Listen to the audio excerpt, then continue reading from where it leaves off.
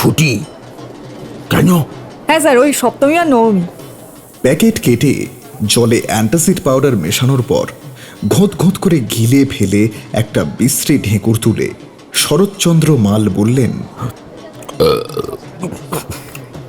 नहीं मिलेगा। নেই মেলেগা? কিন্তু স্যার দাদু তো খুব অসুস্থ। ये कौन सा दादू है? আগের বার তো बोला था दादू मर गया, ছুটি चाहिए। এই না না স্যার, ইনি অন্য দাদু, কোন নগরে থাকেন, একটু দেখুন না স্যার। শরৎ পত্রিকা থেকে চোখ না সরিয়েই বললেন, ভেবে দেখেগা, अभी तंग मत करो। ধুর মারা। বিড়বিড় করে অস্পষ্ট ভাষায় গালিগালাজ করতে করতে মেঘা প্রস্থান করে। শরৎচন্দ্র মাল, বয়স বোধহয় 50।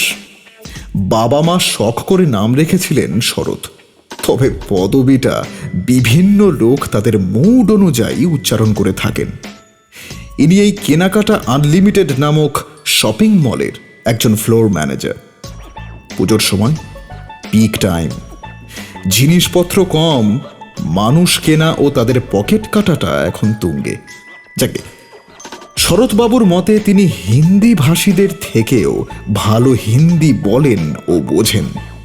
বাড়িতে স্ত্রী ও কন্যা বাদে সবার সাথেই তুখোড় হিন্দি বলেন তিনি। এদিকে মেঘা পড়েছে মহা সংকটে। আপাতত কোন নগরের দাদুকে পুজোর সময় অসুস্থ করে দিয়ে কাজ চালানো যাবে, এই করে কমপক্ষে 7 জন দাদু পরলোক গমন করেছেন। কুছ পরোয়া নেই, ওই তো আসল লোক আসছে। আনন্দ, ওই এক সেকেন্ড ম্যাডাম, একটু আসছি। বল, হলো? বুঝতে পারছি না ভাই। আমি কিন্তু খুব কষ্টে ম্যানেজ করেছি। তুই একটু দাঁড়া, আমি আসছি। 5 মিনিট। দুজনে ইভিনিং শিফট শেষ করে যখন মলের সামনে এসে দাঁড়ালো তখন রাত 10:15। এখন শপিং মলগুলো প্রায় রাত 11টা অবধি খোলা। একটা ঠান্ডা হাওয়া দিচ্ছে। রাত পেরোলেই মহালয়া। ঢালবে মনে হচ্ছে। এই এই আমার মাথায় একটা বুদ্ধি এসেছে, বুঝলি? বুদ্ধি? এই শোন না, যদি ছুটি না পাই সালা মাথা ঘুরে পড়ে যাওয়ার অ্যাক্টিং করব। আগেরবার বমির অ্যাক্টিংটা কিন্তু মার খেয়ে গেছিল। আরে এবারটা দেখ না, পুরো মেগা সিরিয়াল হবে। আচ্ছা, মেঘা আর আনন্দ প্রেম করছে 2023-এর অষ্টমী থেকে। ইতিমধ্যেই ক্যাব চলে আসে, দুজনে গিয়ে উঠে পড়ে। শেষ 3-4 দিন ধরে আনন্দর বাইক গ্যারেজে পড়ে আছে, নইলে একসঙ্গেই ফেরে ওরা। সারা দিন পরিশ্রমের পর আনন্দর মাথাটা মেঘার কাঁধের উপরে নেমে আসে। মেঘার বাড়ি থেকে কল আসে, মা ফোন করেছে। কান থেকে ফোন নামিয়ে মেঘা ফ্লাইওভারের পাশের একটি গয়নার বিজ্ঞাপনের দিকে শূন্য দৃষ্টিতে তাকিয়ে থাকে। তারপর আনন্দকে বলে, কবে যাবি বললি না? বিজয়া, বয়সটার জন্য না বাবা রোজ একবার করে শোনাচ্ছে। বাবাকে ঠান্ডা মাথায় বল, দ্য গড অফ ক্রিকেটের ওয়াইফ তার থেকে 5 বছরের বড়। সেখানে 3 বছরটা কোনো ব্যাপার নয়। আর এখনকার দিনে ওসব কেউ দেখে না। তুই আয় না, এসে বল। আর আমি হলে তো কবে পারমিশন দিয়ে দিতাম। ধুর মরা, আমার হয়েছে যত জ্বালা। ক্যাব থেকে নেমে যখন দুজনে অটো স্ট্যান্ডের দিকে চলে গেল তখনও লাইন বেশ লম্বা। সবাই দাঁড়িয়ে দাঁড়িয়ে ফোন ঘাঁটছে আর হাতে বড় বড় শপিং ব্যাগস। ওদের নামিয়ে দিয়ে কিছুক্ষণ পর ক্যাবটি গিয়ে দাঁড়ালো একটা মিউজিক শপের সামনে। চালক ছেলেটি ঢুকে গেল ও কিছুক্ষণ পর বেরিয়ে এলো হাতে একটা গিটারের ব্যাগ নিয়ে। গাড়িতে এসে বসতেই সঙ্গে সঙ্গে একটা বুকিং। ভাড়া দেখাচ্ছে 569। ব্যস্ত শহরের বুক চিরে ছোট্ট ওয়াগনারটি ছুটে চলল। লক্ষ্যে পৌঁছাবার পর চালক ছেলেটি পড়ল একটা মহা জটিল সমস্যায়। যিনি ক্যাব বুক করেছেন তিনি টলছেন, দরজা খুঁজে পাচ্ছেন না। বাধ্য হয়ে চালক ছেলেটি নেমে গিয়ে দরজা খুলে দিতে তিনি ভিতরে গিয়ে বসলেন। ম্যাডাম, ওটিপিটা। গাড়ি চলতে শুরু হলো এবং পিছন থেকে শুরু হলো অকথ্য ভাষায় কাঁচা কাঁচা বাংলা খিস্তি।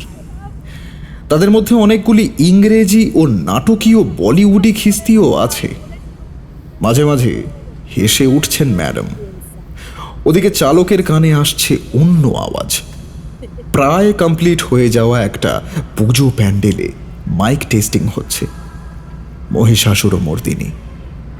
সবেই চালক ছেলেটি একটু কিছু ভাবতে যাচ্ছিল, সঙ্গে সঙ্গে ভাবনায় ছেদ পড়ল। এসি চালাও, গরম হচ্ছে। আপনি তো নন এসি বুক করেছেন ম্যাডাম। বাজে না ভাটিয়ে চালা না ভাই। চালক ছেলেটি একটা বড় শ্বাস নিল। চোয়াল শক্ত হলো তার। কি হলো না, কথা কানে যাচ্ছে না? সরি ম্যাডাম, পারবো না।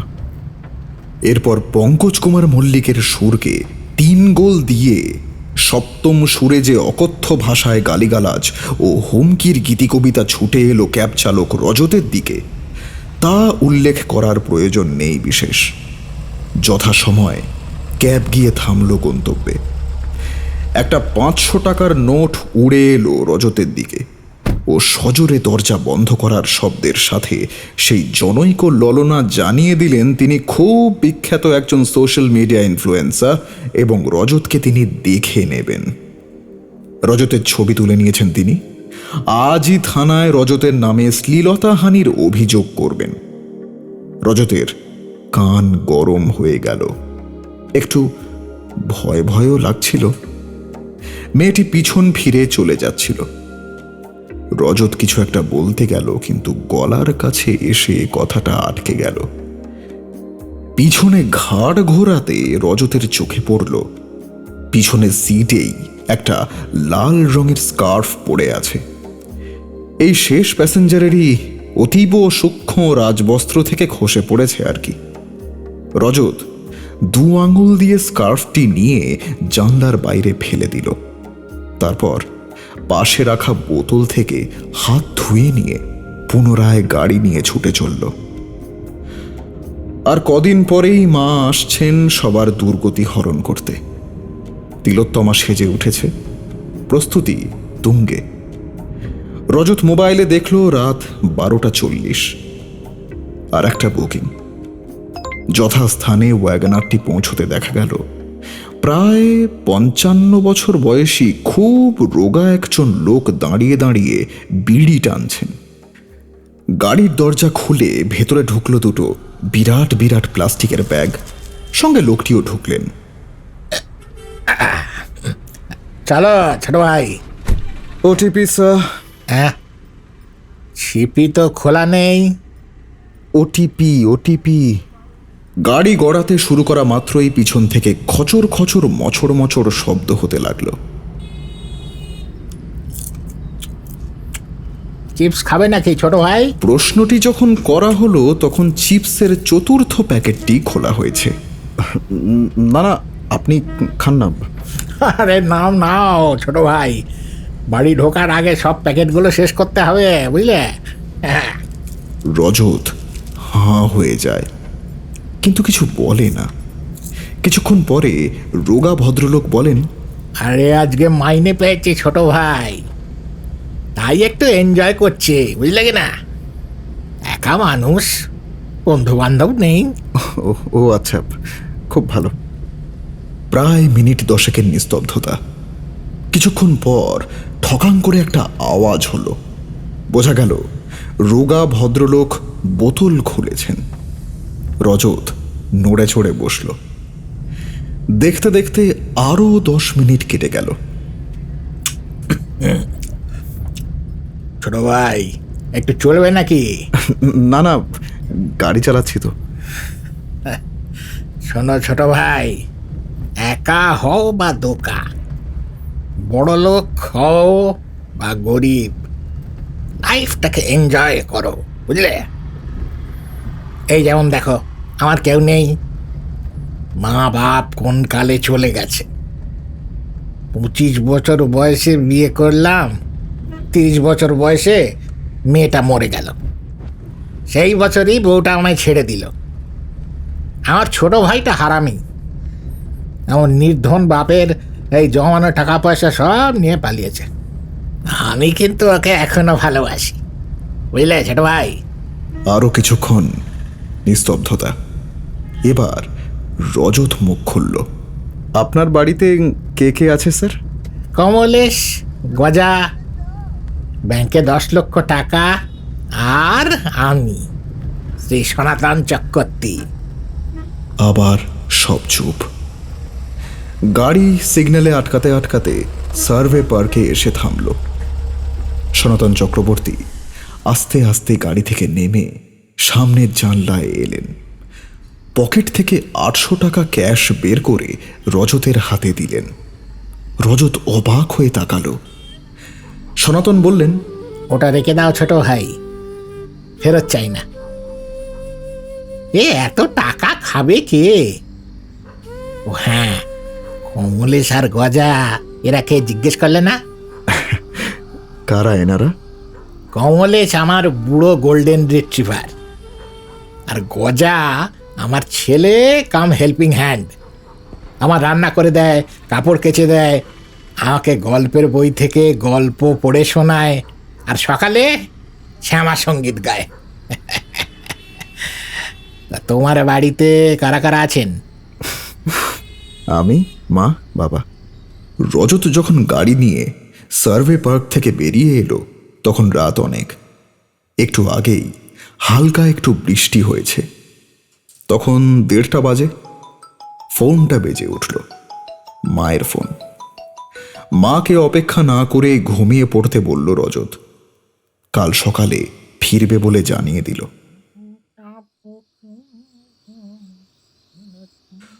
ওদিকে সনাতন চক্রবর্তী কি একটা গান গুনগুন করতে করতে এগিয়ে চলেছেন বাড়ির কালো লোহার গেটের দিকে। গেট খোলা হলো। ভেতর থেকে কমলেশের গলা পাওয়া গেল। আরো একজনের গলা ভেসে এলো পাশের বাড়ির ব্যালকনি থেকে। জেঠুরাজ দেরি? ও বাবা, গুবলি মাঝে ফিরলে কখন? ওই তো 11:30। আজ 7 ঘন্টার ওটি প্লাস এমার্জেন্সিতেও চাপ ছিল। বাবা গো, ঘুমোবে না? ইনসমনিয়া জেঠু, জানোই তো। শুভ মহালয়া। অহনা হাসল। সনাতন ভেতরে ঢুকে গেলেন। অহনা একটা ছোট্ট চেয়ার টেনে বসল। Doctor Ahana Sinha Roy, MBBS, PGT, general surgery, BDS medical college and hospital. বয়স 28। একটা সিগারেট ধরিয়ে অহনা ঘাড়টা পিছনে এলিয়ে দিল। চোখের সামনে অনেক ঘটনা, অনেক স্মৃতি জলছবির মতন ফুটে উঠল। কত পেশেন্টকে সুস্থ হতে দেখেছে, কত পেশেন্টকে অপারেশন টেবিলেই কোল্যাপস করে যেতে দেখেছে। মনটা আগে খুব নরম ছিল। এই তো আজই একটা ট্রমা সার্জারি ছিল, ক্রিটিক্যাল কন্ডিশন। কিন্তু নিজের মনের ট্রমাটাকে কিভাবে দূর করবে সেটা অহনা জানে না। এই তো MBBS এর প্রথম বর্ষ পর্যন্ত সৈকতের সঙ্গে সব তো ঠিকই ছিল। তারপর হুট করে কোথা থেকে কি হয়ে গেল অহনা ঠিক বুঝে উঠতে পারেনি। ফিজিক্যাল ট্রমা কাটিয়ে উঠতে না উঠতেই মেন্টাল ট্রমা। কেউ খোঁজ রাখেনি, প্রয়োজনই নেই তো। এক ধাক্কায় ওজন 50 থেকে বেড়ে 90 ছুঁই ছুঁই। গাদাগুচ্ছের রোগ এসে বাসা বাঁধল। ওই তো সেবার অষ্টমীর দিনই ঘাড়টা সোজা হয়ে গেল অহনার। সিগারেটের বাটটা বাইরে ছুঁড়ে দিতেই সনাতন বাবুর বাড়ি থেকে চিৎকার করে গানের শব্দ। ভদ্রলোক এই রাত দুপুরে মদ খেয়ে গলা সারছেন। অহনা হেসে ঘরে ঢুকে গেল। রাত 3:30। গাড়ির দরজা খুলে রজত বেরিয়ে এলো। এবারের পুজো পুজো গন্ধটা যেন বড্ড মিসিং। গাড়ি থেকে ফোনটা হাতে নিয়ে মেইলটা একবার চেক করলো। না, কোনো মেইল আসেনি। সিভিটা জমা দিয়েছিল গত সপ্তাহে। সপ্তাহান্তে ইন্টারভিউ হয়ে গেছে। বলল তো এই সপ্তাহে মেইল আসবে। চাকরিটা হয়ে গেলে খুব ভালো হয়। রজত স্বভাবে শান্তশিষ্ট হলেও ওর ভিতরে একটা ভয়ানক ঘূর্ণিঝড় চলছে গত মাস থেকে। প্রিয়াঙ্কা আর ওর সম্পর্কটার তারগুলো কোথায় যেন গিয়ে একটা একটা করে ছিঁড়ে যাচ্ছে। তবে কি 3 বছর শেষ হওয়ার আগেই সব শেষ? আর ভাবতে পারল না রজত।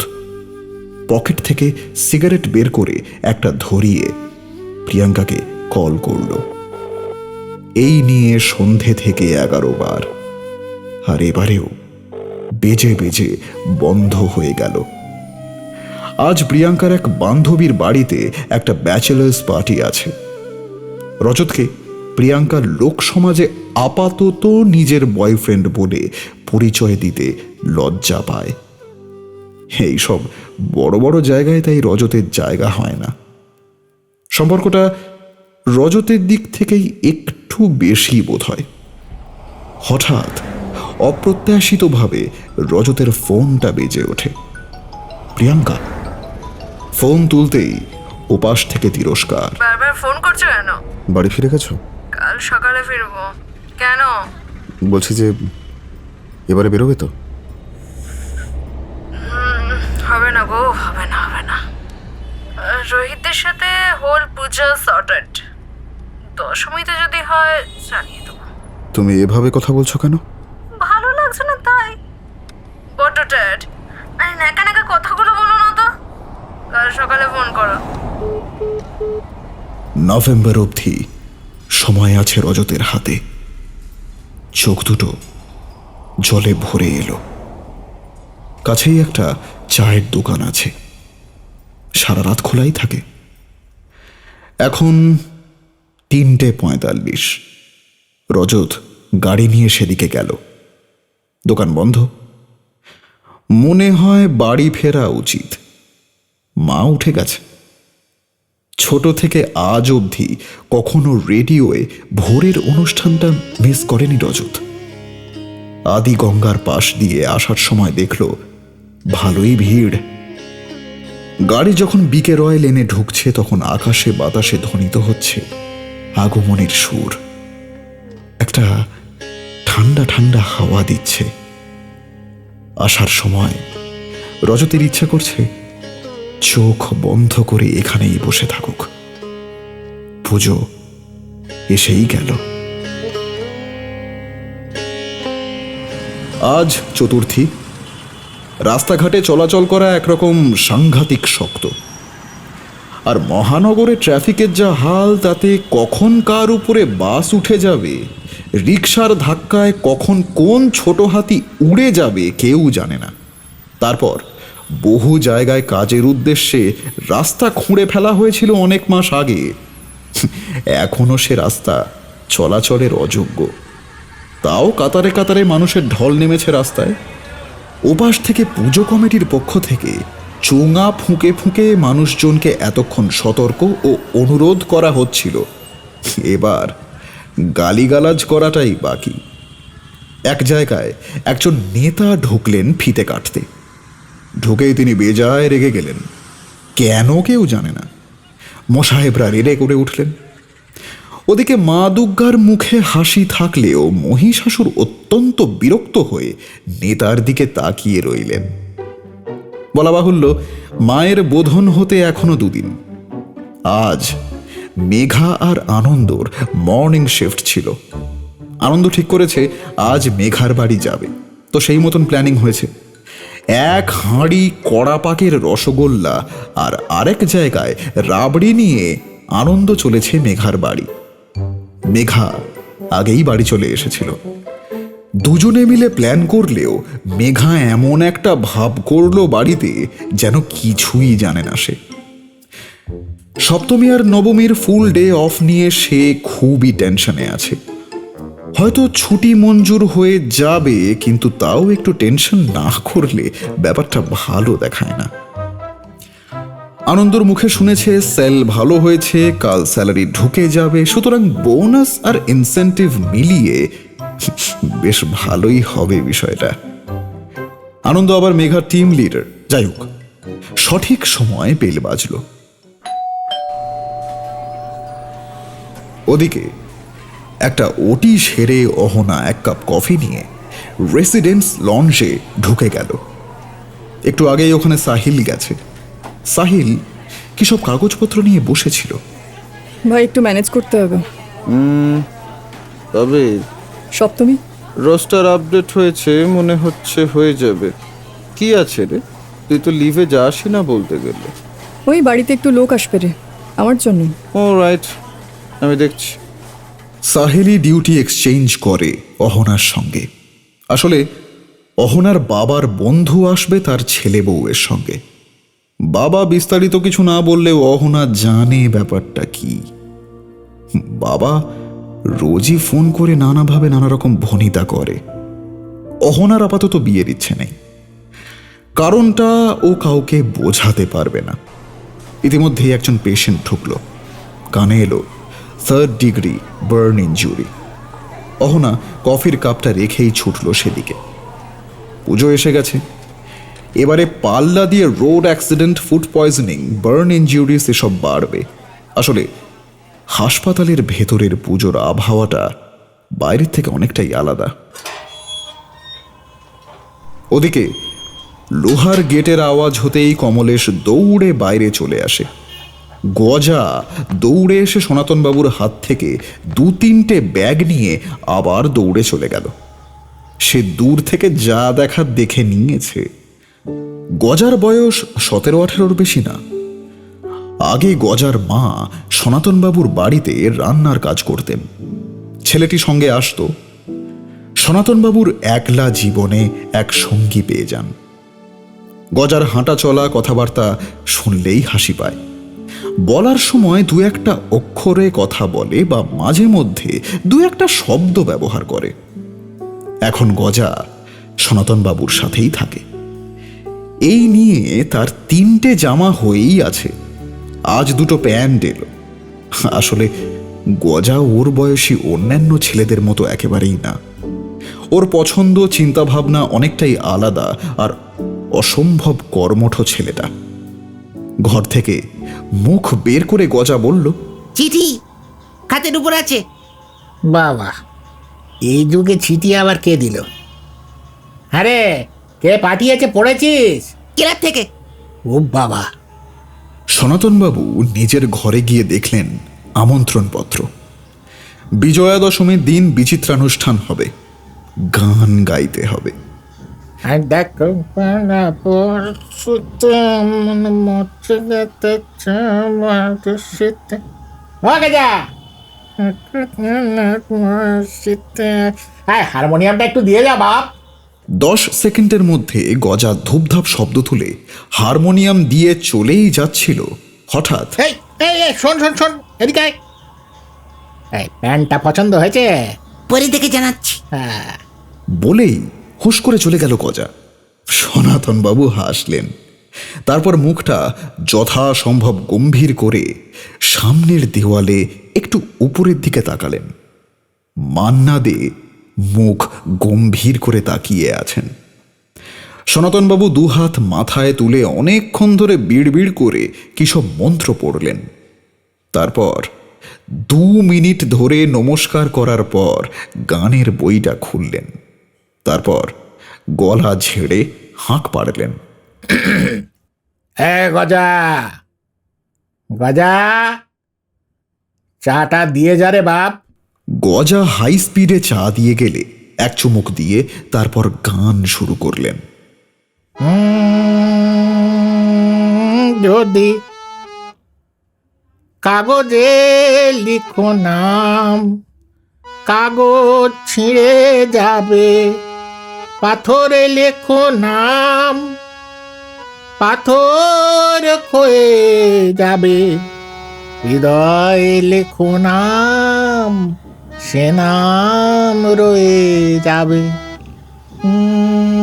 যদি কাগজে লেখো নাম।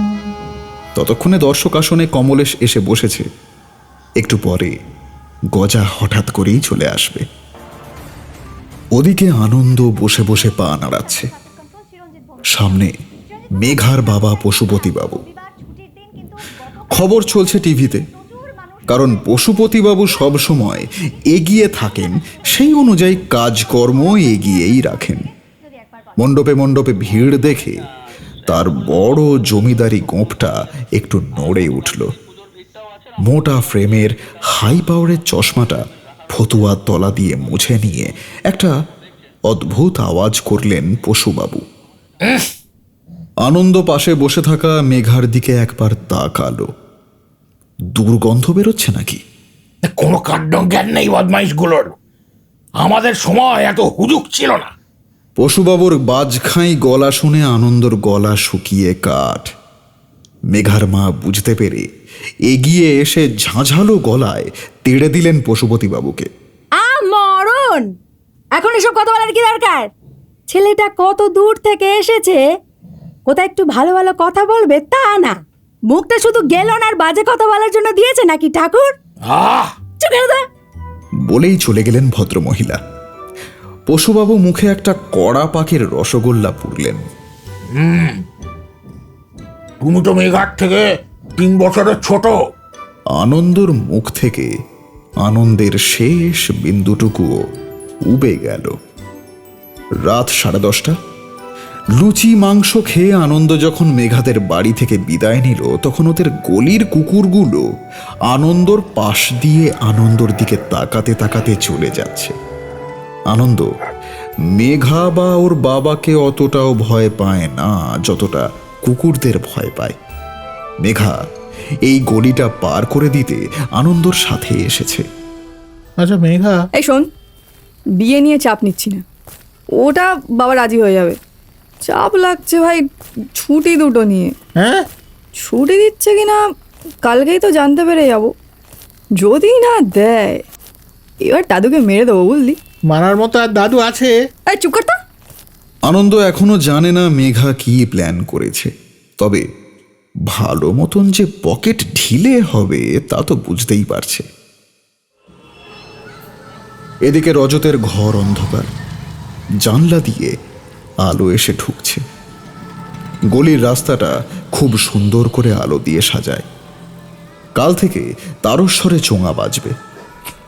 চিক করে একটা লাইটার জ্বলে উঠল। তারপর এক দলা ধোঁয়া। রজতের একটা ব্যান্ড ছিল, কত সুর, কত প্যাশন, কাঁচা বয়সের পাকা লিরিক্স, দু চোখ ভরা স্বপ্ন এখন ছেলেবেলায় দেখা রূপকথার গল্পের মতন মনে হয়। রজত এখনো মনে করে গান লেখা, গান গাওয়া ছাড়া ওর জীবনে কিছুই পারবে না। কিন্তু একবিংশ শতাব্দীর গোড়ার দিকে যা এতটা বর্ণময় ছিল তা এখন ফিকে। দায় কারা? মানুষ না যন্ত্র? এসব ভাবতে ভাবতে রজতের মাথা গুলিয়ে যায়। প্রায় 30 বছর বয়সে এসেও সে সমাজের চোখে বেকার, সব ফোকাস। তারপর হঠাৎ রজতের মনে পড়ে ড্যানিয়েল রোজারিওর কথা। ওদের ব্যান্ডের ফাউন্ডার, ওর থেকে বছর 5 বড় ছিল, অদ্ভুত মিউজিশিয়ান ছিল। রোজারিওর বাবা ছিলেন পর্তুগিজ, মা বাঙালি। গিটারটা রজতকে রোজারিওই শিখিয়েছিল। রোজারিওর সঙ্গে পরিচয় না হলে রজত জানতেই পারত না যে মিউজিক হলো একটা ইউনিভার্সাল ল্যাঙ্গুয়েজ। এই তো সালটা ছিল 2017-18। পুজোয় শো পেয়েছে একটা, জোর দমে ব্যান্ডের রিহার্সাল চলছে। শনিবার করে জ্যাম প্যাডে রিহার্সাল করতো ওরা। সেদিনও শনিবার ছিল। সকাল থেকেই ঝিরঝির করে বৃষ্টি পড়ে যাচ্ছিল। সন্ধ্যায় রজতরা 3 জনেই হাজির। রোজারিওর দেখা নেই। এখানে বলে রাখা ভালো, সেদিনই ওই ব্যান্ডের মেম্বাররা শেষবার একত্রিত হয়েছিল। ড্যানিয়েল রোজারিওরও দেখা মিলেছিল পরের দিন সকালে কফিনে শায়িত অবস্থায়। ড্যানিয়েলের বাড়িতে রজত অনেকবার গেছিল পিয়ানো শুনতে। পিয়ানোটা এমন বাজাতো রোজারিও যে দেখে মনে হতো পিয়ানোর সামনে কোনো অচ্ছন্ন সাধক বসে আছে। আগের দিনও তো অনেক রাত অবধি রোজারিওর পিয়ানো শুনেছিল রজত। শেষ হয়ে যাওয়া সিগারেটটা জানলা দিয়ে ফেলে দিল রজত। রজতের মনে হয় রোজারিওর মতন লোক যত কম থাকে পৃথিবীতে তত ভালো, নইলে একটা হাড়ের টুকরো নিয়ে সারমেয়র দলের মারামারিতে সামিল হতেই হবে। রজতের গিটার বেজে ওঠে।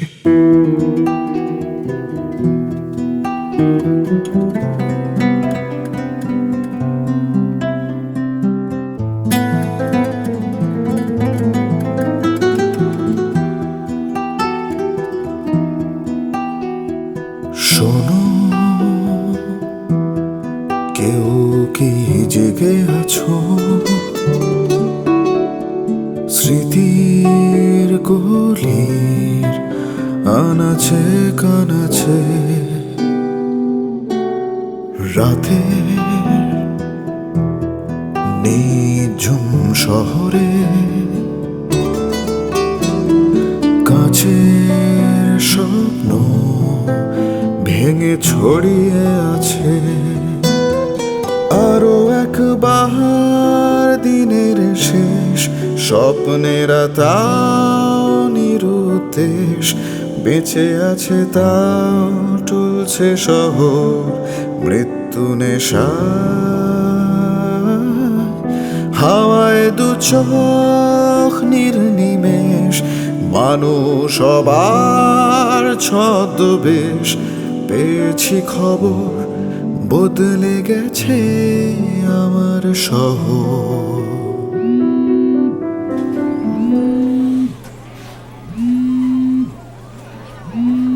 বলো বাপি, কাল তো সপ্তমী, মনে আছে তো?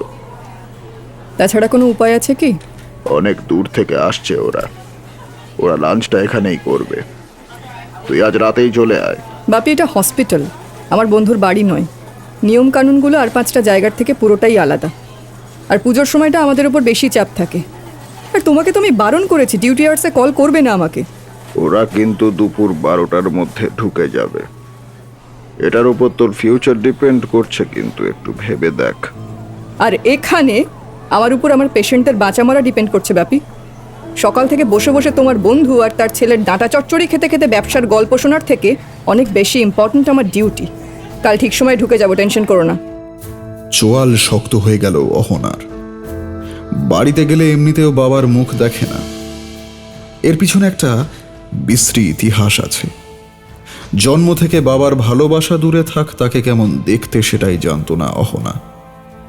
ছোট থেকে আজ পর্যন্ত সে যতটুকু অর্জন করেছে, যা কিছু পেয়েছে, সবটারই পিছনে তার মা।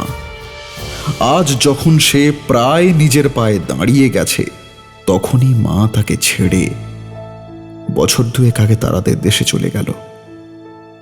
তারপর হঠাৎ করেই বাবা ফিরে এলো একদিন।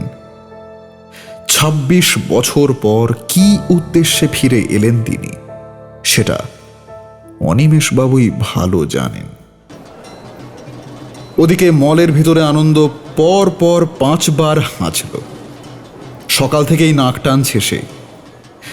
গাটা একটু গরম গরম, শরীরটা ভালো নেই। ওদিকে মেঘার দুশ্চিন্তা আরো বেড়ে গেছে। না মানে আনন্দর অসুস্থতার জন্য না, কাল ছুটিটা হবে কিনা সেই নিয়ে। বাইরে পিঁপড়ের চাকের মতন ঠিক ঠিক করছে লোক। আনন্দর এই ভিড় দেখে মনে হলো দুম করে কেউ যদি দাঁড়িয়ে যায় বা বসে পড়ে, চেপটে পাঁপড় হয়ে যাবে। এ মালবুড়ো কি এখনো পম্পা পাকড়া শিখে কাজ বোঝাচ্ছে? এ 8 ঘন্টা হয়ে গেল তো। হ্যাঁ, দরজা খুললে দেখা যাবে মাল সাহেব মিস পাকড়াশিকে পকড়ে ধরেছেন। কাল ছুটিটা না হলে না খুব খারাপ হবে। শরীরের যা অবস্থা, কাল যা প্ল্যান করেছিস ভেস্তে না যায়। হ্যাঁ, এ কি বলি? এমন জোরে এটা ঘুষি মারবো না উড়ে গিয়ে মালবুড়োর কোলে পড়বি। শালা খালি অপয়া কথাবার্তা, চুপ কর। আনন্দর মুখটা শুকিয়ে গেল। এই শরীরে ভায়োলেন্স সইবে না। ইতিমধ্যেই ওদের সামনে দিয়ে মিস পম্পা চুল ঠিক করতে করতে হেঁটে চলে গেলেন। মেঘা পড়ি কি মরি করে ছুটল ওদিকে। আনন্দ 45% অফ লেখা স্টিকারটার উপরে মা দুর্গার যে মুখটা লাগানো আছে, সেই দিকে দেখে মনে মনে একবার নমস্কার করে নিল। কান থেকে ইয়ারফোন খুলে একবার এদিক ওদিক দেখে নিল রজত। চোঙা বন্ধ হয়েছে। মোবাইলে দেখলো 10টা বেজে গেছে। ঘরটা অন্ধকার করেই রাখা, কারণ জানলা দিয়ে যা আলো ঢুকছে তা রাতকে দিন করে দেওয়ার মতো। যদিও ঘরের সব অন্ধকারটা দূর করতে পারেনি আলোর চেইন। বাবা মা গেছেন কল্যাণীতে, ওখানে দিদার কাছে এই কটা দিন মা গিয়ে থাকবেন। 300 বছরে পা দিল বাড়ির পুজো। বেশ কয়েক বছর আগে রজত গেছিল, এবারে মন মেজাজ ভালো নেই। আজ সকালে গাড়ির ব্রেক মাস্টার সিলিন্ডারটা গেছে, বলে এখন মিস্ত্রি আসছে না, আর এমনিতেই গাড়িটা 3-4 হাত ঘুরে ওর হাতে এসেছে। 2 দিন রেখে দিতে হবে। হঠাৎ কলিং বেলের আওয়াজ।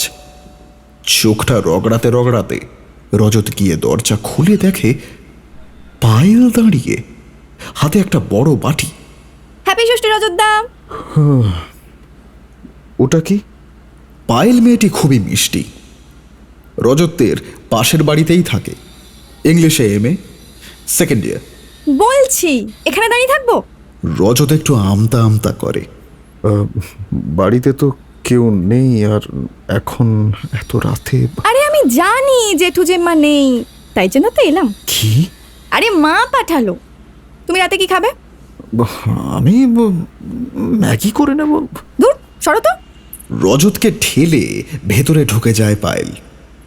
রজত হাঁ করে তাকিয়ে থাকে, তারপর দরজাটা আলতো করে ভেজিয়ে দিয়ে ভিতরে চলে যায়। এই যে এখানে লুচিগুলো রাখলাম, এই রইলো আলুর দম, এটা ধোকার ডাল না, এটাতে চাটনি আছে, আর এই রইলো রসগোল্লা। এই দাঁড়াও তো, রসগোল্লা মনে হয় বেশি দিয়ে দিয়েছে। হ্যাঁ বলেই 4টে থেকে একটা রসগোল্লা টপ করে তুলে মুখে পুরে নিল পায়েল। এই আমি এত কিছু খেতে পারবো না রে। ওসব জানি না, খেতে হবে। আসলে রজত পায়েলের থেকে একটু দূরে দূরেই থাকে। বছর 3-4 আগে পায়েলকে একদিন খুব বকাঝকা করেছিল রজত। মাঝে মাঝে ছুটির দিনে প্রায় ঘরে ঢুকে গোল গোল দলা পাকানো কাগজ দেখতে পেত রজত, আর তার থেকে ভুর ভুর করে পারফিউমের গন্ধ বেরোতো। খুলে দেখা যেত ছোট ছোট প্রেমের কবিতা লেখা, কাপলেট বলাই ভালো। এরকম প্রায় হতো। একদিন গীতাদি ঘর ঝাঁট দিতে গিয়ে খুঁজে পায় সেই কাগজ। গীতাদি পায়েলদের বাড়িতেও কাজ করতেন। ব্যাস, 2 পরিবারের মধ্যে কোনো সমস্যাই হয়নি, কিন্তু রজত পায়েলের উপরে সাংঘাতিক রেগে যায়। ডেকে খুব করে 2-4 কথা শুনিয়ে দেয়। আসলে দুজনের মধ্যে বয়সের পার্থক্য অনেকটাই, 7-8 বছরের। ছোটবেলায় পায়েল রজতকে রাখি পরিয়েছে কয়েকবার। রজত যেদিন ঠান্ডা গলায় খুব কড়া কড়া কথা শুনিয়েছিল ওকে, সেদিন পায়েলের চোখ দিয়ে ঝরঝর করে জল পড়ছিল। অষ্টাদশী মেয়েটি রজতকে ভালোবেসে ফেলেছিল। সেই ঘটনার পরে পায়েল অগণিতবার রজতের বাড়িতে আসা যাওয়া করেছে, কিন্তু রজতের দিকে আর তাকায়নি কখনো। রজতের ঘরের দক্ষিণ দিকের জানলা থেকে পায়েলের ঘরটা স্পষ্ট দেখা যেত। 2 ঘরের মধ্যেকার দূরত্ব 10 ফুট মতো। সেই ঘটনার পর থেকে প্রায় 4 বছর হলো পায়েলের ঘরের জানলাটা বন্ধ। আজ এত দিন পর সামনাসামনি এত কথা বলছে ওরা। চলো তোমার ঘরে যাব। সে কি? কেন? জেঠিমা বলে গেছে আমাকে তোমার উপরে নজর রাখতে। মাও বলল এসে তোমার কোনো অসুবিধা হচ্ছে কিনা দেখতে, নইলে আমার কি, তুমি কি করছো না করছো। মা তোকে বলেছে? ফোন করে জিজ্ঞেস করো, আমি তো তখন উপরে গেলাম। রজত কি বলবে বুঝতে পারছে না। উপরে উঠে গিয়ে দেখলো ঘরের সব কটা আলো জেলে পায়েল ঘর গুছিয়ে দিচ্ছে। অন্য সময় হলে বলতো আহা আবার এসবের কি দরকার, কিন্তু এখন রজত সাংঘাতিক অবাক হয়ে গেছে। ঘরের সামনে ছোট্ট এক ফালি করিডোরে জানলার কাছে দাঁড়িয়ে একটা সিগারেট ধরালো রজত।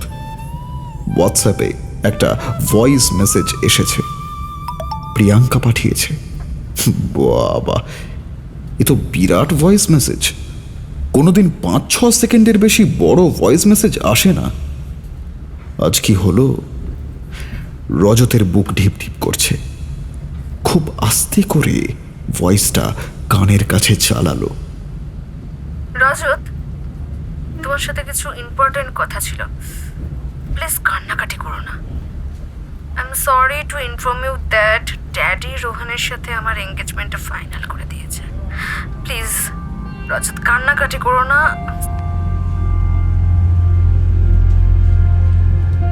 3 মিনিট 49 সেকেন্ডের ভয়েসটা যখন শেষ হলো, তখন রজতের হাত পা কাঁপছে, মাথা ভন ভন করছে, শ্বাস ভারী হয়ে এসেছে।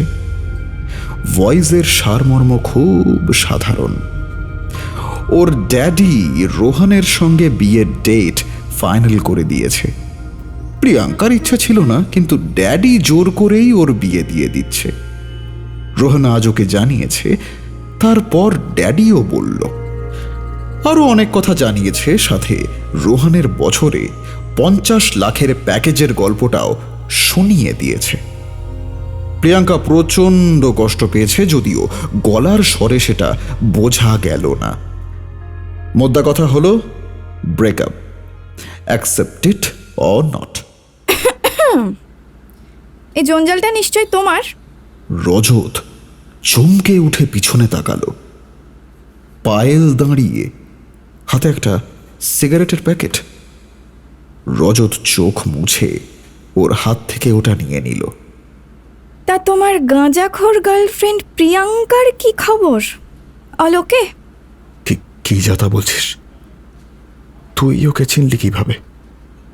আমি অনেক বছর ধরেই তোমার সব খবর রাখি রজতদা। আর হ্যাঁ, আমি যা তা বলছি না, তুমি যা তা করছো।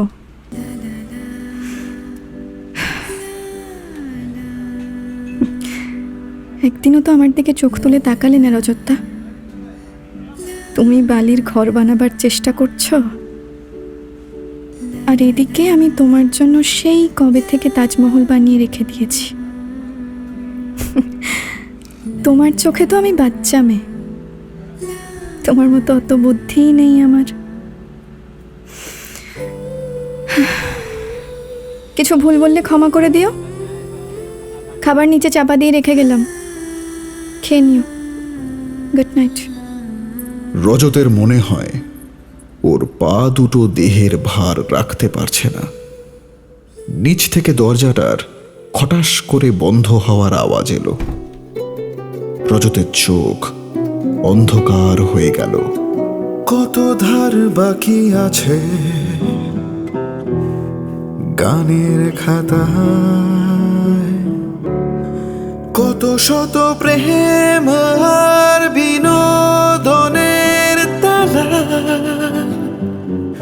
করে করাঘাত দু চোখে আমার। শোনো, কেউ কি ভালো আছো? হাহাকার করে নিঃশব্দে।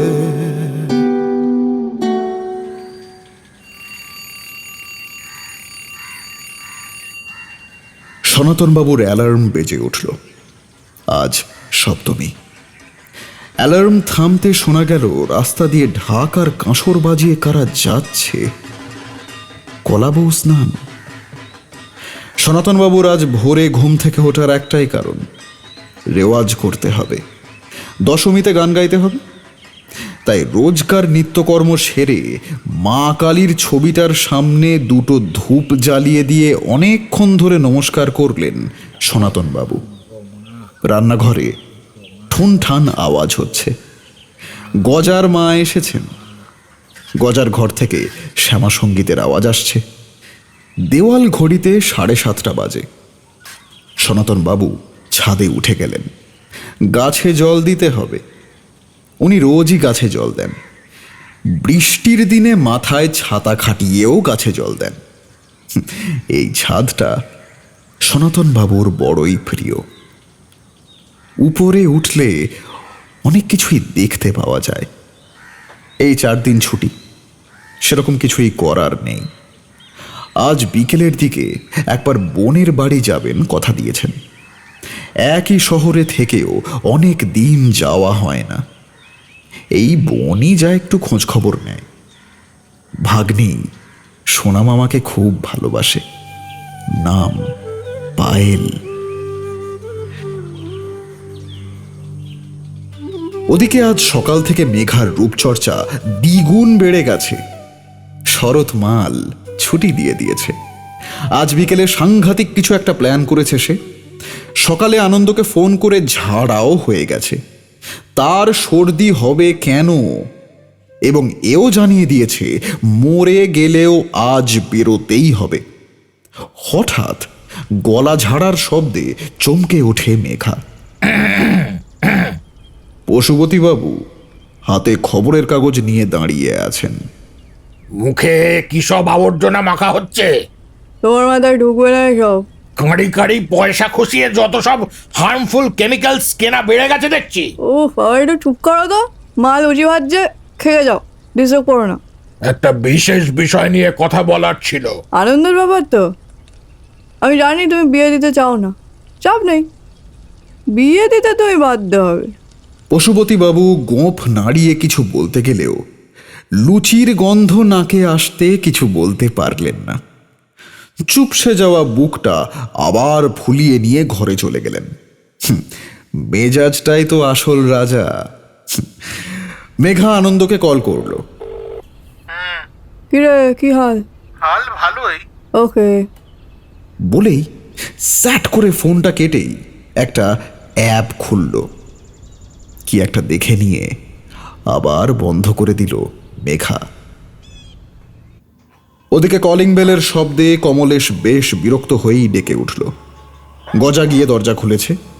তারপর দৌড়ে সনাতন বাবুর ঘরে এসে বলল, আরে লোক এসছে তোমার মতন দেখতে, বাইরে ঘরে বসে আছে। হ্যাঁ, কি খেয়েছে? ছবির মান্নাদের উদ্দেশ্যে নমস্কার করেই উঠে পড়লেন সনাতন বাবু। গুনগুন করতে করতে বাইরের ঘরে এসে দেখলেন একজন লোক, বয়স 40 হবে। সনাতন বাবু বিড়িটা জানলা দিয়ে বাইরে ছুঁড়ে দিয়ে লোকটার সামনে গিয়ে দাঁড়াতেই খুব জোর ঝটকা খেলেন। সামনের লোকটা উঠে দাঁড়ালো। শুভাশিস, সনাতন বাবুর ছোট ভাই। প্রাথমিক ঝটকা সামলে নিলেন সনাতন বাবু। ছোট ভাইকে তিনি কতটা ভালোবাসতেন সেটা ছোট ভাই জানে না। মাথা নিচু করে দাঁড়িয়ে রইল ছোট ভাই। বস, চা বলি। দাদা, বল। খুব বেলায় রজতের যখন চোখ খুলল তখন দেখল ওর বালিশটা কাঁপছে। বালিশটা সরিয়ে দেখে মন্ডল মোটরস। জানা গেল আজ বিকেলেই গাড়িটা পাওয়া যাবে। সমস্যা ততটা গুরুতর নয়। তারপর মায়ের সাথে কথা বলে রজত যখন বিছানা ছেড়ে নিচে নামল তখন সকাল 11:30। সূর্য মাথার উপরে গনগন করছে। বিছানা থেকে নেমে রজতের চোখ গেল দক্ষিণের জানলার দিকে। একটা বেশ বড় টিকটিকি জানলার বাইরে বেরিয়ে গেল। কিন্তু বিষয়টা টিকটিকির প্রস্থান নিয়ে নয়, পাশের বাড়ির সেই 4 বছর ধরে বন্ধ থাকা চটা উঠে যাওয়া জানলাটা খোলা। ওটাই তো পায়েলের ঘর। পর্দা টানা আর হাওয়ায় দুলছে সেটা। বোঝা গেল ঘরে ফ্যান চলছে। রজত একটা বিড়ি ধরিয়ে প্রকৃতির ডাকে সাড়া দিতে বাথরুমে চলে গেল। অসম্ভব, এই টাকা আমি নিতে পারবো না। দাদা, একটা প্রায়শ্চিত্ত করার সুযোগ দে। আমি তো শুধু নিয়েই গেছি তোর থেকে, কখনো কিছুই তো দিইনি। রাতে ঘুমোতে পারি না রে। শোন বাবলু, ও টাকা বাবার, আর আমার টাকার কোনো অভাব নেই। ঠিক আছে, একান্তই যদি কিছু দিতে চাস আমি আজই চাইব, কিন্তু সেটা মনে হয় না তুই দিতে পারবি আমায়।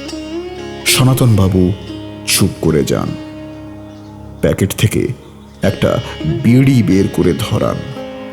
শুভাশিস নিষ্পলক অসহায় দৃষ্টিতে তাকিয়ে থাকে দাদার দিকে। পুজোর এই কটা দিন এখানে থেকে যা, পারবি না তো? শুভাশিসের চোখে যে জল এতক্ষণ টলটল করছিল, এবার তা গাল গড়িয়ে নেমে আসে। শুভাশিস হঠাৎ নিজের জায়গা ছেড়ে উঠে হুমড়ি খেয়ে পড়ে দাদার সরু সরু পায়ের উপর। তারপর জড়িয়ে ধরে শিশুর মতন কাঁদতে শুরু করে।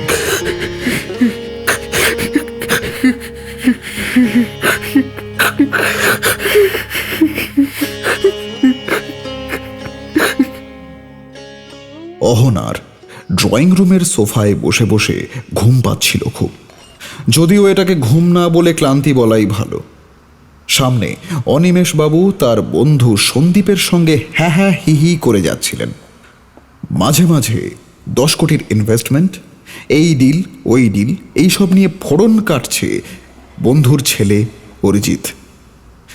আর দুই এক কথার পরে পরেই বিয়ের পরে স্ত্রীকে নিয়ে সোজা সুইডেন, এই কথাও উঁচু গলায় বলতে ছাড়ছিল না। অহনা বুঝতে পারে, যাতে ওর কান দিয়ে কথাগুলো ভালো করে ভিতরে গিয়ে মস্তিষ্কে গেঁথে যায়, সেই উদ্দেশ্য পূরণের আপ্রাণ চেষ্টা করছিলেন ওরা। সন্দীপ বোসের স্ত্রী বিশেষ কোনো কথা বলছিলেন না, ঠোঁট উল্টে এদিক ওদিক দেখছিলেন আর মুখ চালিয়ে যাচ্ছিলেন। এক প্লেট জিলিপি শেষ করে এবার চিকেন পকোড়ার দিকে তাকাচ্ছেন তিনি। তিনজনকে দেখলেই বোঝা যায় অসম্ভব আনহেলদি লাইফস্টাইল এদের। দুপুরে অহনা কিছু খেলই না প্রায়। বাবাকে এক ফাঁকে ডেকে পরিষ্কার জানিয়ে দিল পাত্রপক্ষ তার একেবারেই পছন্দ না, আর আজ সন্ধ্যার মধ্যেই সে একটা সিদ্ধান্ত নেবে, যা তার অনেক আগেই নেওয়া উচিত ছিল। এই বাড়ি ছেড়ে সে বরাবরের জন্য চলে যাবে। ছাদে উঠে অহনা যখন সিগারেট ধরালো তখন বিকেল 4:30। সনাতনবাবুর বাড়ির গেটের সামনে একটা সাদা রঙের গাড়ি দাঁড়িয়ে রয়েছে। কেউ এসেছে মনে হয়। তারপর 5টা নাগাদ গাড়িটা বেরিয়ে গেল। সনাতনবাবুর সঙ্গে একটি লোক। খুব চেনা চেনা লাগলো অহনার। ওদিকে রজত একটু বাড়ি এসেছিল কিছু জিনিস রাখতে, এক্ষুনি বেরিয়ে যাবে, খুব তাড়া। এমন সময় পিছন থেকে আওয়াজ, এক্সকিউজ মি ছোট ভাই, হ্যাঁ বলছি যে এটাই বিকে রয় লেন তো? আসলে মানে এই পুজোর সময় মানে এমন সাজিয়েছে এই চিন্তাই পাচ্ছি না। রজত ভ্রু কুঁচকে সনাতন বাবুর দিকে তাকালো। পাশে একটা লোক দাঁড়িয়ে। খুব চেনা চেনা লাগছে রজতের এই রোগা লোকটাকে। আরে বাবা, ছোট ভাই যে মনে আছে, গাড়ি, চিপস, মদ। আসলে অপ্রত্যাশিত এই সাক্ষাতে রজত এতটাই অবাক হয়ে গেছিল যে সম্পূর্ণ বাক্যহীন হয়ে যায়। কয়েক সেকেন্ডের মধ্যেই নিজেকে গুছিয়ে নিয়ে হেসে বলে, ও আপনি? হ্যাঁ হ্যাঁ অবশ্যই মনে আছে, হ্যাঁ এটাই বিকে রয়লেন। আচ্ছা আচ্ছা, তা ছোট ভাই তুমি এখানে? এই লেনেই তো আমার বাড়ি। উরি বাবা, এ তো দারুণ ব্যাপার ছোট ভাই। আচ্ছা বলছি যে এই প্রাঞ্জল মুখার্জি আর স্নিগ্ধা মুখার্জির বাড়ি কোনটা ছোট ভাই? আসুন আমার সঙ্গে। রজত শুনতে পেল সনাতনবাবু কাকে একটা ফোন করছেন আর কুহু কুহু বলে ডাকছেন। রজতের ভ্রুযুগল একটু কুঁচকে গিয়ে ভেতরটা কেমন একটা করে উঠল। কিছু দূর এগিয়ে যেতেই রজতের সঙ্গে চোখাচোখি হলো পায়েলের। পাশ কাটিয়ে সনাতনবাবু এগিয়ে গিয়ে পায়েলকে জড়িয়ে ধরলেন। এটা যে একটা বহু প্রতীক্ষিত সাক্ষাৎ তা উচ্চস্বরে কথা শুনেই বোঝা গেল। আসতে অসুবিধা হয়নি তো সোনা মামা? ও মা, ছোট মামা যে, তুমি কবে এলে? আরে অসুবিধে কেন হবে, এই তো ছোট ভাই পথ দেখিয়ে আনলো। আচ্ছা, আমি তাহলে আসি। হ্যাঁ হ্যাঁ, দাঁড়াও দাঁড়াও দাঁড়াও, তোমার বাড়ি যে এখানে বললে ছোট ভাই? এই তো এইটা। সে কি কথা ছোট ভাই, এসো একটু গল্প করি তারপর। থাক সোনা মামা, উনি খুব ব্যস্ত মানুষ, বেশি কথা বলেন না। চারটে মানুষের মধ্যে ঠিক 2 সেকেন্ডের নীরবতা। সনাতনবাবুর কথাটা শুনে কেমন একটা লাগলো। তার অভিজ্ঞ কান প্রিয় ভাগ্নির গলার স্বরে একটু অভিমান শুনতে পেল। কি হলো ব্যাপারটা? আচ্ছা, আমি আসছি স্যার। সনাতনবাবু মৃদু মাথা নাড়িয়ে সম্মতি জানালেন। যাবার সময় রজত আর পায়েলের দৃষ্টি আবার মিলে গেল। পায়েল মুখ ঘুরিয়ে অন্যদিকে তাকালো। সনাতনবাবু সবটাই লক্ষ্য করলেন।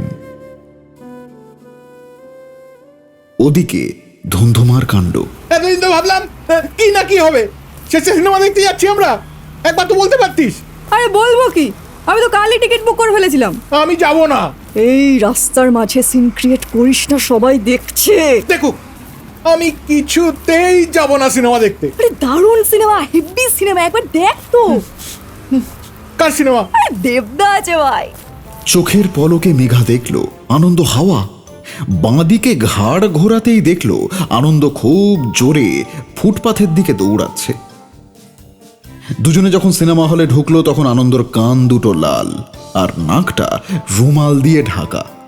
ঠিক 6:30টায় সিনেমা শুরু হলো। আনন্দ চোখ নাক কান বন্ধ করে ঢুকে গেল। অগন্তি অ্যাডস দেখিয়ে সিনেমা শুরু হয়েছে। মেঘার উত্তেজনা দেখার মতো। ভায়োলেন্স থেকে আনন্দ যতই পালিয়ে বেড়ায়, ভায়োলেন্স কিন্তু পিছু ছাড়ে না আনন্দর। সিনেমাতেও গোড়া থেকেই মারধর। পাশে বসে মেঘা পপকর্ন খাচ্ছে কম, ছড়াচ্ছে বেশি। একটা গদগদ ভাব নিয়ে তাকিয়ে রয়েছে স্ক্রিনের দিকে। আনন্দ এদিক ওদিক তাকাতে তাকাতে হঠাৎ কর্নার সিটে আবছা আবছা কাদের যেন খুব চেনা চেনা ঠেকল। একটা গানের সিনে পুরো সিনেমা হলটা আলোকিত হয়ে উঠলে আনন্দর চোখ আবার সেদিকে যেতেই চমকে উঠল। এ কি, ওটা শরৎচন্দ্র মাল না? পাশে ওটা কি? মিস পম্পা মনে হচ্ছে তো। হ্যাঁ ঠিক তাই। এ তো ভয়ানক ব্যাপার। পাশে মেঘাকে ডেকে সে যে দেখাবে সেটাও করতে পারছে না। একটু আগেই ভুট্টার ডাঁটি দিয়ে খুব ঠেঙিয়েছে ওকে। চুপ করে কাঠ হয়ে বসে রইল আনন্দ। অনেকক্ষণ ধরে ঘষে ঘষে তারপর যখন ইন্টারমিশন হলো তখন পকেট থেকে রুমাল বের করে নাক থেকে বেঁধে নিল আনন্দ। মাল সাহেব আর মিস পম্পা কিন্তু জায়গা থেকে নড়তে পারছে না। ব্যায়াম করার নাটক করতে করতে আনন্দ যা দেখার দেখে নিয়েছে। মাঝে ফিসফিস করে মেঘাকে বলার চেষ্টা করেছে, কিন্তু মেঘা শোনেনি। সিনেমা যখন শেষ হলো মেঘা গদগদ হয়ে আনন্দর গালে মাথায় হাত বুলিয়ে দিল। আর এক মুহূর্ত এখানে না। আনন্দ ব্যাগ নিয়ে মুখ ঢেকে ঝড়ের গতিতে মেঘার হাত ধরে টানতে টানতে বাইরে নিয়ে এলো। তারপর এক নিঃশ্বাসে পুরোটা বলল মেঘাকে, দেখতে পেয়েছে? মনে হয় না। তুই শিওর? কি হলো? মেঘা দেখল আনন্দ কেমন মাটির পুতুলের মতন দাঁড়িয়ে রয়েছে। মানে আনন্দ মাটি হয়ে গেছে আর কি। মেঘা পিছন ফিরে তাকিয়ে দেখে মাল সাহেব ও মিস পম্পা ওদের দিকেই তাকিয়ে দাঁড়িয়ে রয়েছে। চারজন চারজনের অতি পরিচিত, কিন্তু চারজনেই বোবা হয়ে গেছে। মালবাবুই প্রথম মুখ খুললেন, তবে খাঁটি বাংলায়। তোমরা এখানে? ভালো আছেন স্যার? খুব ভালো আছি। ম্যাম আসেননি স্যার? মানে আপনার ওয়াইফ? ও হ্যালো মিস পম্পা। তোমরা একটা কাজ করো, কালও ছুটি নিয়ে নাও, বুঝলে? Good night sir.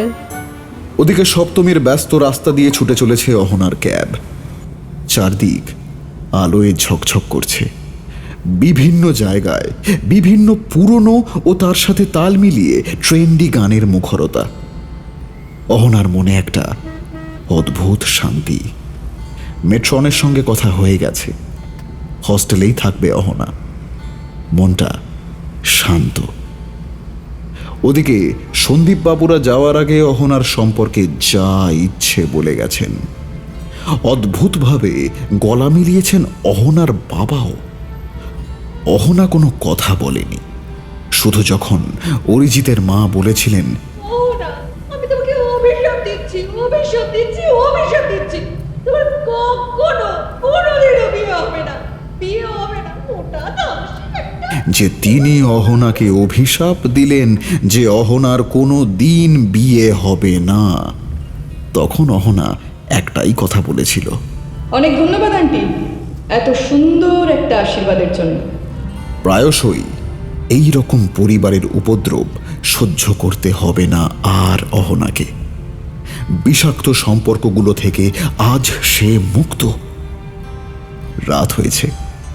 ক্যাব যখন হাসপাতালের হস্টেল প্রেমিসেসে ঢুকল তখন রাত 10:30। রজত বেশ কয়েকটা ট্রিপ সেরে ক্লান্ত শরীরে পাড়ায় ফিরে এলো। মাইক থেমে গেছে। লেনে ঢুকতে ঢুকতে প্যান্ডেলটা পড়ে। নামেই লেন, আসলে যথেষ্ট চওড়া রাস্তা। প্যান্ডেলের ভেতরে পাড়ার দু একজন সিনিয়র সিটিজেন বসে বসে নানান জিনিস নিয়ে গল্প হাসি ঠাট্টা করছেন। সপরিবারে মা দাঁড়িয়ে রয়েছেন। গণেশ দাদা পাশে কলা বউ নিয়ে হাসি হাসি মুখে দাঁড়িয়ে আছেন। মায়ের মুখের দিকে তাকালো রজত। ছোট থেকে এই একই মুখ দেখে আসছে সে।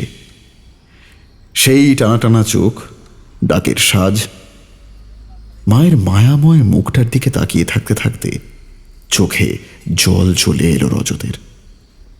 কি এক সম্মোহনী শক্তি আছে ওই মুখে, কে জানে। সব যেন ভুলিয়ে দেয়। আজ সেরকম ইনকাম হয়নি, আজও কোনো মেইল আসেনি। প্রিয়াঙ্কা 3 বছর ধরে ভালোবাসার নামে মানসিক অত্যাচার করে গতকাল ছিবড়ে করে ছেড়ে দিয়েছে। বন্ধু বান্ধবরা রাস্তায় দেখলে মুখ ঘুরিয়ে নেয়, মা বাবা খোঁটা দেয় না, কিন্তু রজত ওদের যন্ত্রণাটা ফিল করতে পারে। সেলফ কনফিডেন্স একদম তলানিতে গিয়ে ঠেকেছে। প্রিয়াঙ্কা ওকে লুজার বলতো। মা দিদুনের বাড়ি যাওয়ার আগে বলে গেছে, দেখবি মা দুর্গা আসছে, যাবার আগে সব ঠিক করে দিয়ে চলে যাবে। রজত একটা ব্যঙ্গের হাসি হাসে। আজ তাকে দেখে বড়ই বিধ্বস্ত লাগছে। মণ্ডপ ডান হাতে ফেলে একটা সিগারেট ধরিয়ে হাঁটতে থাকে সামনের দিকে। পাশে একটা গাড়ি দাঁড়িয়ে রয়েছে। কাঁচে নিজের মুখটা দেখল। চিনতে পারল না নিজেকে রজত। কলেজের সবার ক্রাশ সেই হ্যান্ডসাম হাঙ্ক। কি দশা! মুখে কত মাসের অযত্ন বর্ধিত দাড়ি, কোঁকড়ানো চুল, উস্কো খুস্কো, কাপড় জামা শ্রীহীন। মাস 3 আগে মা একটা শার্ট কিনে এনেছিল, এখন সেটাই পরে আছে ও। চোখটা বড্ড জ্বালা করছে। হঠাৎ সামনে দেখলো ভোলাকে। লকলকে জিভ বের করে ওর গায়ে উঠতে লাগলো। ভোলা খুব ভালো ওয়াচডগ। ও যখনই ফেরে ভোলার জন্য 1 প্যাকেট করে বিস্কুট কিনে আনে। বাড়িতে ওঠার সিঁড়ির মুখটায় বসে পড়ে রজত। ভোলাকে কোলে টেনে এনে বিস্কুট খাওয়াতে থাকে। বিস্কুট খাওয়া হয়ে গেলে ভোলা আদর খেয়ে রজতকে যেন প্রাণ ভরে আশীর্বাদ করে যায়। আর একটা সিগারেট ধরায় রজত। কি অপূর্ব সাজায় এই গলিটা এরা। চারিদিক ঝকঝক করছে। উঠে দাঁড়াতে গিয়ে সামনের দিকে একটু উপরে চোখ আটকে যায় রজতের। পায়েল দাঁড়িয়ে রয়েছে। বোঝা গেল এখন না, ও যখন গলিতে ঢুকছে তখন থেকেই ওর দিকে তাকিয়ে আছে পায়েল। রজত এক দৃষ্টিতে তাকিয়ে আছে পায়েলের দিকে। দুজনের কারোরই চোখের পাতা পড়ছে না। অপূর্ব লাগছে পায়েলকে। পায়েলকে হুট করে দেখলে যে কেউ বলবে ভয়ানক সুন্দরী, কিন্তু সেই সৌন্দর্য কোমল, কোনো উগ্রতা নেই। অদ্ভুত স্নিগ্ধ সেই মুখ, মৃদু হাওয়ায় মুখের উপর চুলগুলো অবাধ্যের মতন আচরণ করছে। অনেকক্ষণ থেকেই চোখ থেকে অবিরাম বারিধারার কারণে কাজল ঘেঁটে গেছে। কত অভিমান, কত বেদনা, কত না পাওয়া জমে আছে দিঘির মতন ওই চোখ দুটোতে। হায় রে বিধাতা, যে যাকে চায় তাকে পায় কোথায়? হঠাৎ আঙুলে সিগারেটের ছ্যাঁকা লাগতে হুঁশ ফেরে রজতের। হাত থেকে পোড়া সিগারেটটা ফেলে দিয়েই উপরে তাকায়। দেখে জানলায় পর্দা টানা। বাড়িতে ঢুকতেই একটা কাগজের উপরে পা পড়ে রজতের। ভাঁজ করা একটা কাগজ, কেউ দরজার নিচ দিয়ে গলিয়ে দিয়েছে। রান্নাঘরের আলো জেলে লেখাটা দেখতে পেল রজত। অবাক হয়েও না ছোট ভাই, বাড়ি ফেরার পথে তোমায় পাইনি বলে চিঠি মাধ্যমে লিখে যাচ্ছি। আমি সবটা জেনে গেছি, পায়েল মা আমাকে সবটা বলেছে, কিন্তু ও জানে না আমি তোমাকে এই চিঠিটা লিখছি। আমি তোমার সম্পর্কে সব জেনেছি, বুঝেছি। সব শুনে জেনে আমি এই সিদ্ধান্তে উপনীত হয়েছি যে তোমার একবার পায়েল মায়ের বিষয়টা ভাবা উচিত। এটা আমার সামান্য একটা অনুরোধ। ও তোমাকে ভয়ানক ভালোবেসে ফেলেছে ছোট ভাই, ভেবে দেখো। আর হ্যাঁ, আরেকটা কথা, মা দুর্গা চলে যাওয়ার আগে তোমার জীবনটা সাজিয়ে দিয়ে যাবে। সুখবর আসবে। সুখবর পাওয়া মাত্রই পিছনের ঠিকানায় একটা ভালো স্কচের বোতল কিনে নিয়ে চলে আসবে, কিন্তু এনজয় হবে। আর হ্যাঁ, তুমি মনে করে আমার ভাই সুআশিসের সাথে দেখা করবে। ওর ঠিকানাও পিছনে লিখে দেব। আমি হয়তো দশমীর পর একটু কামাখ্যা যাব মায়ের দর্শন করতে। ঠিক আছে, ভালো থেকে ছোট ভাই। শ্রী সনাতন চক্রবর্তী। রজত কাগজটা উল্টে দেখে পিছনে দুটো ঠিকানা লেখা।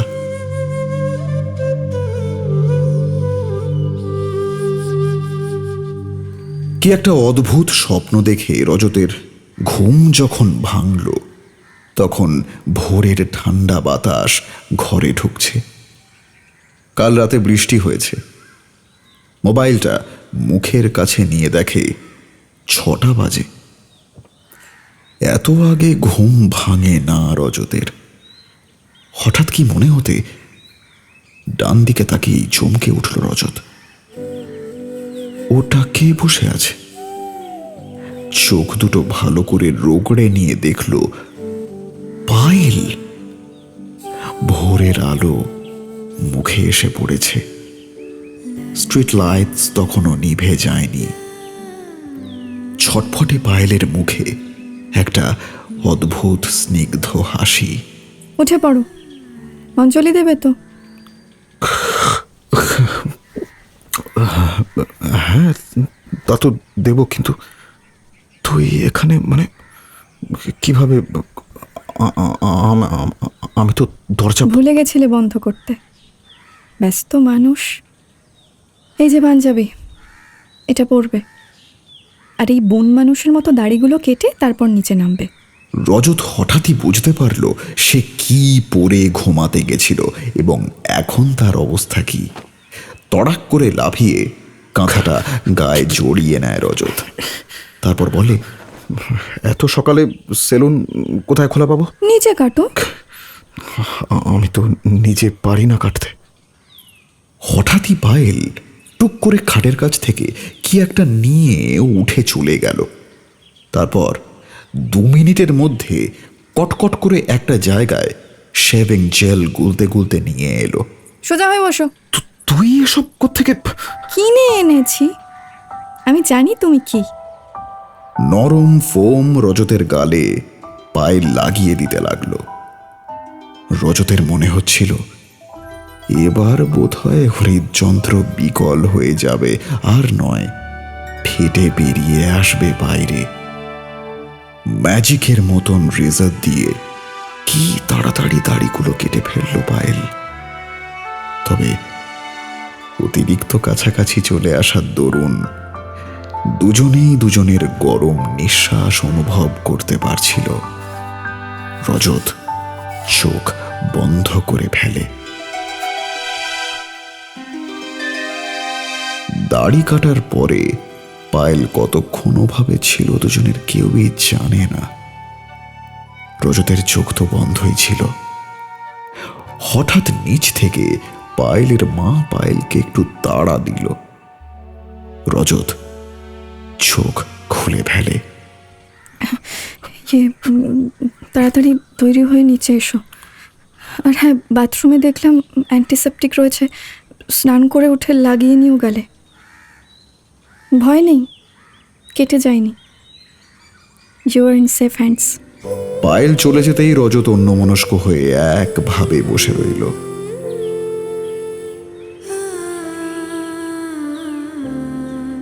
সেদিনটা একটু অন্যরকম কাটলো রজতের। গাড়িটা নিয়ে একটু বেলার দিকে বের হলো।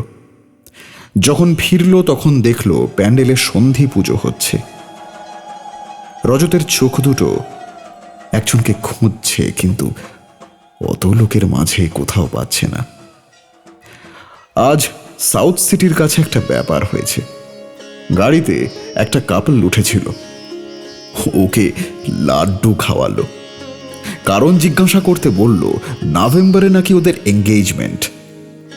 শুনে মনটা কিছুক্ষণের জন্য ভালো হয়ে গেল রজতের। ছেলেটার নাম আনন্দ আর মেয়েটার নাম মেঘা।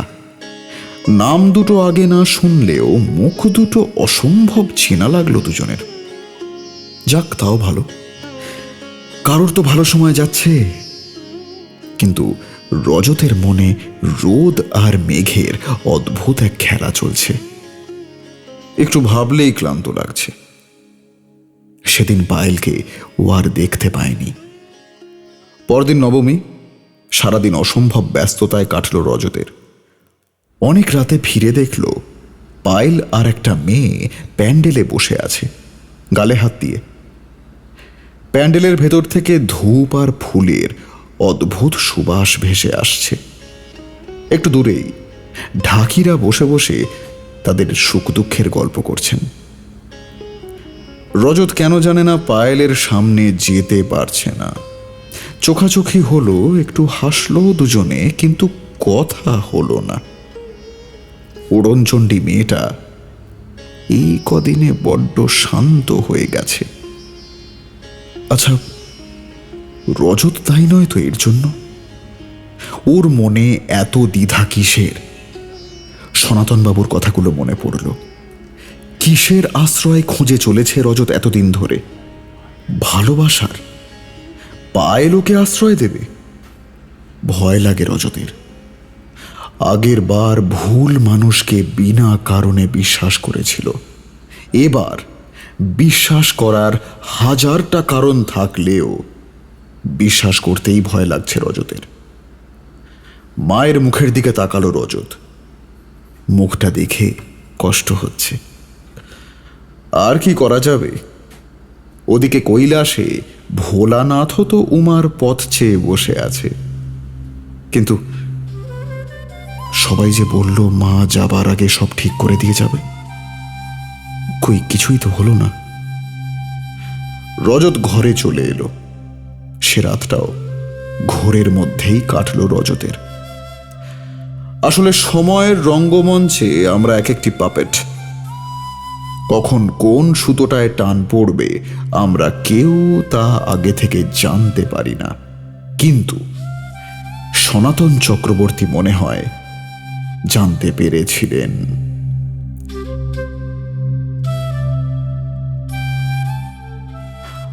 আজ দশমী। খুব সকালে বেরিয়ে গেল রজত। আজ অনেকগুলো কাজ আছে, অনেকগুলো জায়গায় যেতে হবে। ভালোই ট্রাফিক জ্যাম হবে। সকাল থেকে 3টে লো রেট ট্রিপ মেরে দুপুরে একটা এগ রোল খেয়ে কাটিয়ে দিয়েছে রজত। পায়েলের মা ওকে রোজই দুপুরে রাতে খেতে বলতো ওদের বাড়ি। রজত লজ্জায় সেটাকে সাড়া দিতে পারেনি। দেখতে দেখতে সন্ধ্যা হয়ে গেল। পর পর শোভাযাত্রা যাচ্ছে। রজত ছিল অজয়নগরের কাছেই সার্ভে পার্ক। ওখানেই সনাতনবাবুর বাড়ি না? সামনে দিয়ে হুশ করে একটা অ্যাম্বুলেন্স চলে গেল। কার কি হলো কে জানে। রজত গাড়িতে গিয়ে বসে কাঁচ নামিয়ে দিল। ফোনটা হোল্ডারে লাগানো। অপেক্ষা করছে কখন বুকিং আসে। একটা সিগারেট জ্বালালো রজত। হঠাৎ একটা নোটিফিকেশনের শব্দ। রজত অতটা পাত্তা দেয় না। একটা বুকিং ঢুকে গেল লো প্রাইসের। মুখে বিরক্তি নিয়ে রজত গাড়ি ঘোরালো। পাশেই ট্রাকের উপর মা দুর্গা চলে যাচ্ছে। রজত মায়ের মুখের দিকে তাকিয়ে একবার হাসল। মুখটা মলিন, কিন্তু সেই মলিন মুখের কোণেও যে একটা হাসি লুকিয়েছিল কে জানত। প্যাসেঞ্জারকে নামানোর পর পেমেন্ট করতে একটু সমস্যা হচ্ছিল। রজতের ফোনে তখনও টাকা ঢোকেনি। পেমেন্ট ডান দাদা, একটু পরেই শো করে দেবে। একটু দেখিয়ে দিন না প্লিজ। আপনি কি আমাকে অবিশ্বাস করছেন? আপনার আমাকে দেখে ফ্রড মনে হয়? ফালতু লোক কোথাকার, ডিসগাস্টিং। প্যাসেঞ্জার তো চলে গেলেন। রজত বিরক্ত হয়ে অ্যাপ্লিকেশন থেকে বেরিয়ে এলো। ফোনে 10% চার্জ।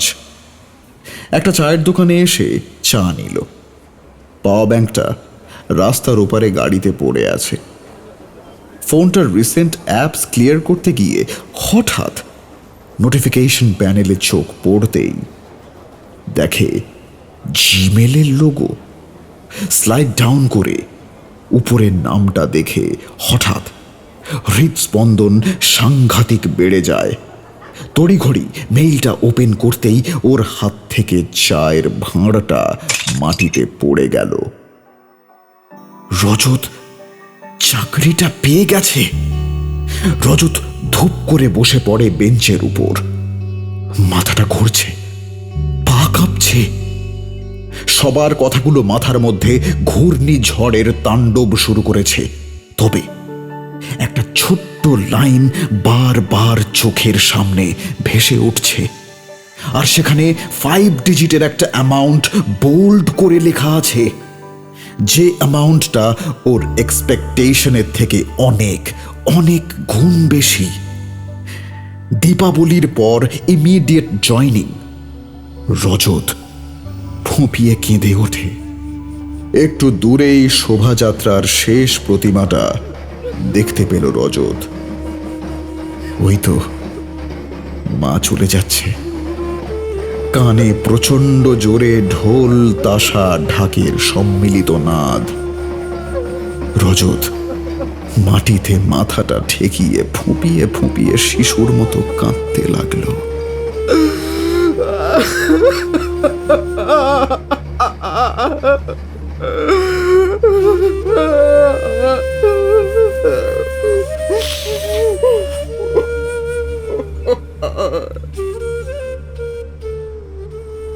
হাতে করে একটা ভালো স্কচের বোতল নিয়ে রজত যখন সনাতন চক্রবর্তীর বাড়ির সামনে গিয়ে দাঁড়ালো, তখন আকাশ মেঘলা। লোহার গেট ঠেলে ভেতরে ঢুকে দেখে একটা বছর 17-18 যুবক মাথায় হাত দিয়ে বাড়ির সদরের সামনে বসে আছে আর থেকে থেকে ফুঁপিয়ে ফুঁপিয়ে উঠছে।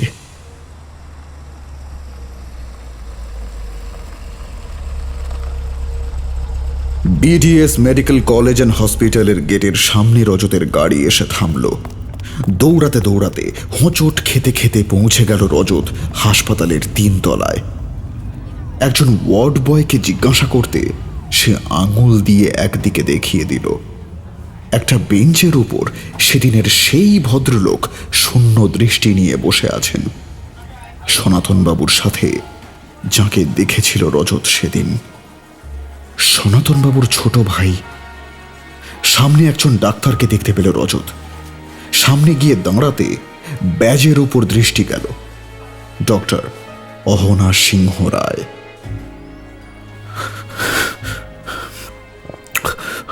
ম্যাম, মিস্টার সনাতন।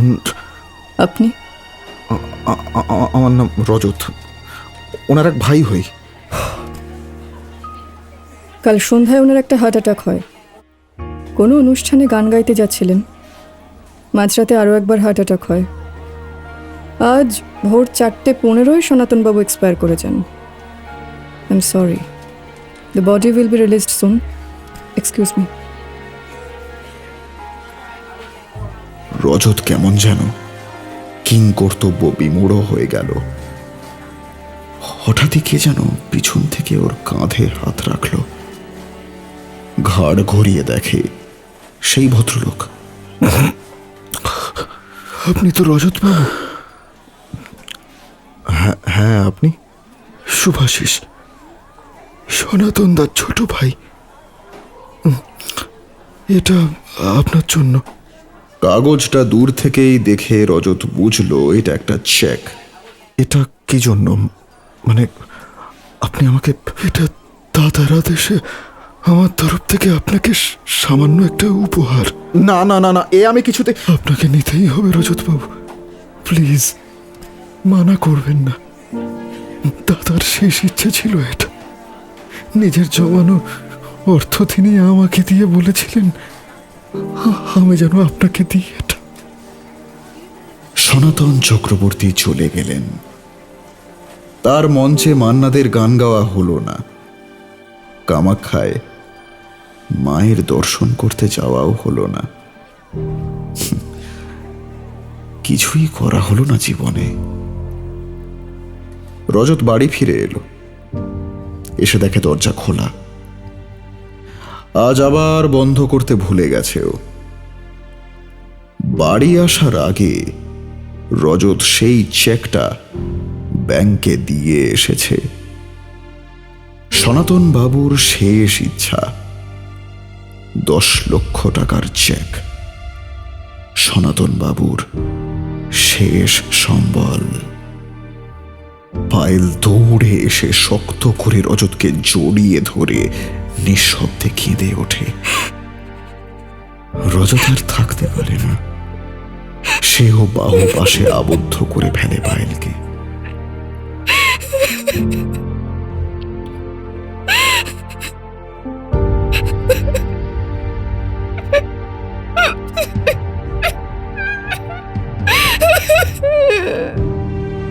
পায়েলের বাবা মা গেছে সনাতন বাবুর বাড়িতে।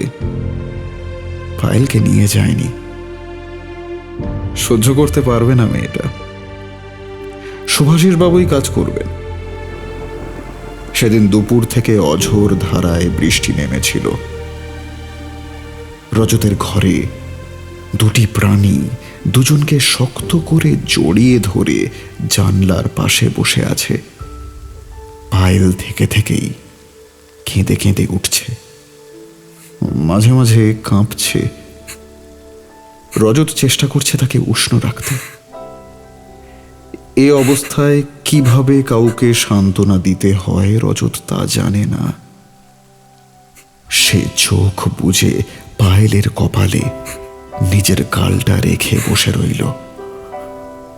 কানে বাজছে এক অনন্তের পথযাত্রীর শেষ কিছু কথা। আমি তোমার সম্পর্কে সব জেনেছি, বুঝেছি। সব শুনে জেনে আমি এই সিদ্ধান্তে উপনীত হয়েছি যে তোমার একবার পায়েল মায়ের বিষয়টা ভাবা উচিত। এটা আমার সামান্য একটা অনুরোধ। ও তোমাকে ভয়ানক ভালোবেসে ফেলেছে ছোট ভাই, ভেবে দেখো। আর হ্যাঁ, আরেকটা কথা, মা দুর্গা চলে যাওয়ার আগে তোমার জীবনটা সাজিয়ে দিয়ে যাবে। সুখবর আসবে, সুখবর পাওয়া মাত্রই পিছনের ঠিকানায় একটা ভালো স্কচের বোতল কিনে নিয়ে চলে আসবে, কিন্তু এনজয় হবে। বাড়ি আসার আগে রজত সেই চেকটা ব্যাংকে দিয়ে এসেছে। সনাতন বাবুর শেষ ইচ্ছা 10 লক্ষ টাকার চেক, সনাতন বাবুর শেষ সম্বল।